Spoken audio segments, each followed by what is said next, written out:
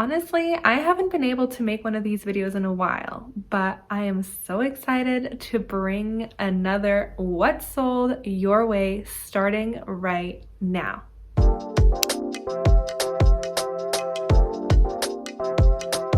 Hello and welcome to my channel. My name is Danica. I'm a part-time reseller based in Calgary, Alberta.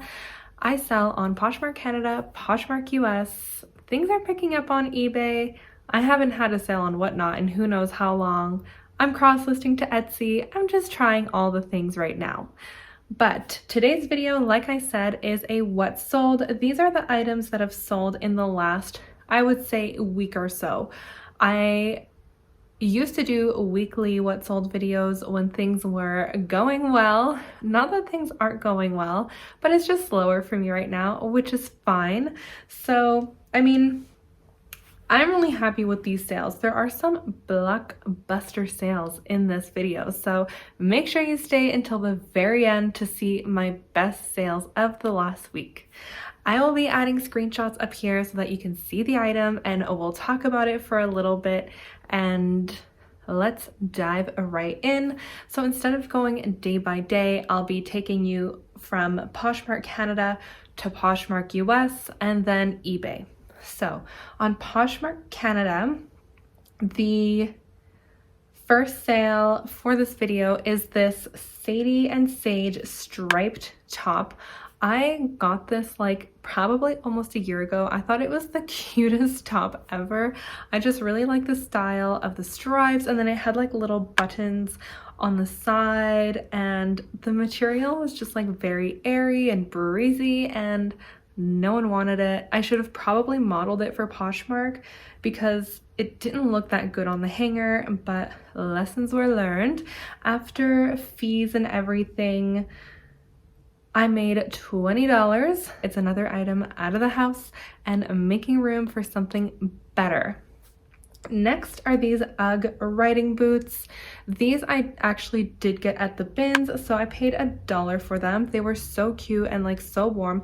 I love selling UGGs. They are always really hot sellers for me. The classic styles do really well, like the sheepskin boots do really well, but also the riding boots I find never really last that long in my closet. These did take a while to sell, but once they did, I think they were relisted, and then finally like some fresh eyes saw them and someone sent me an offer I could not refuse. Or maybe I sent them an offer. Either way, sold and gone. My earnings on this sale were $67.52, so my profit was $66.52. Love to see it. Next, I mean, just to show you that they're not all wins, is this vintage lingerie like little slip dress situation. It was so pretty. It had like a, what do they call it, a illusion on the front. So like where the bust is, it was sheer black lace, but then it was backed with like a beige fabric, so it was like see-through but not. Very cute. It had a sheer black lace panel down each side, just like so pretty. You could for sure wear that out with like the right outfit, or I mean, do whatever you want. I had modeled this one for, I had it on Facebook Marketplace around Stampede time. I don't know, I thought it would be really cute with boots and a hat if someone was going out for Stampede. No takers. I knew it was going to be a tough sell on Poshmark just because there was no theme on Poshmark, but anyway, finally it did sell. I probably sourced this in like June, maybe July, because Stampede is in July, and I was very last minute with that stuff. So I paid $1 at the bins. My earnings were $4.05, so I made like $3, whatever. That is like, you know, a happy hour drink. Happy with that. My next sale on Poshmark Canada was this pair of Fly London sandals. These did have more wear on them once I got home than I had realized. I love selling Fly London. I find they're kind of like Fluevog in that, and like Freebird, things like that, where people will seek them out. Like, they have a niche market. So I love finding Fly London because they usually do sell quite quickly for me, and for a decent price I can get like 30 to 60, 70 bucks even for a pair of Fly London shoes. I have some in my death pile right now, so maybe I should get those listed ASAP and listen to my own advice. I got those at the bins for $1. Like I said, there was a little bit of wear on them that I had not noticed. So my earnings were $28 after my cost of goods, $27. Still really happy with that. So that's all the sales that I've had in the last, I would say, week on Poshmark Canada. Let's move on to Poshmark US. I had 2 sales. So the first one being this pair of mother jeans. After the commission and all that, I made $69 on these. I don't remember if these were thrift. I got those in Fort St. John. No, Grand Prairie. I would say my cost of goods was probably $10. And like I said, my earnings were $69. So my take home, my profit on one pair of jeans is $59, which I was so excited about. Mother jeans, I don't think they sell as well now as they used to. I knew these would be tough because they were a white pair of jeans. They were white. Luckily, there was no marks or stains or anything like that on them, so they were in very good condition, and so I had that going for me. But I know that not everyone wants to wear white jeans, so I was really happy with that sale. And that is after the conversion of US to Canadian, so $69 Canadian was my earnings. The next sale I made on Poshmark US was this Aritzia parka. This was actually a personal item of mine. I purchased this on Poshmark maybe 2 winters ago, and I never reached for it because my work parka is basically like just like it, even actually better. So I was like, well, I'm going to sell it. I was originally wanting to sell it so that I could buy myself a Super Puff or a Lululemon puffer, and then the more I thought about it, I'm like, my work parka is literally exactly the same as these other coats. Why would I buy myself another coat for like $250 when I have one that I can wear anytime I want that just doesn't have any logos on it? But who cares? It keeps me so warm. So anyway, I decided to still just go ahead and sell it, and after my commission and everything paid to Poshmark, my take home was $131. I don't count my cost of goods on personal items because technically, income tax, speaking in terms of income tax, personal items you do not pay income tax on. So even though I did end up reselling this item, I did not purchase it with the intent to resell it. I purchased it with the intent to wear it myself and to just have it. Otherwise, oh my god, I would not have to pay income tax on like anything because I keep a lot of the items that I thrift, and I know that I'm gonna resell it, and I resell a lot of my personal items that I buy for myself. So anyway, that's just how that works. So we have made it to the end of the video-ish. And so I had my 2 biggest sales this week were on eBay, and they are so exciting. I had a few sales fall through on eBay, but these 2 stuck. So the first one is this pair of Manolo flats. These Manolo Blahnik, gorgeous green pointy toe flats. These were nicknamed the Marissa Cooper flats by Anna, but whatever. I thought they were so cute, and I was really excited to get them listed because I don't really find luxury at the thrift stores very often. I source my luxury mostly online, so that was so exciting for me to find it in the wild, and I checked comps and they were actually really good. That's one thing with luxury, is it can really go either way. It does usually take a little bit longer to sell in my experience, but we got there in the end. And $180 on eBay, like almost $200. That is money. That is amazing. Probably my cost of goods on these, I would say, was probably $12 at most. Now, my last sale of the week and my biggest sale of the week was this pair of Fry Smith short harness boots. Where did I get these? I sourced these online at an online auction. And I was, same thing, I was wanting to keep them. Well, I sourced them with the intention of either reselling them or keeping them. I was like 50-50.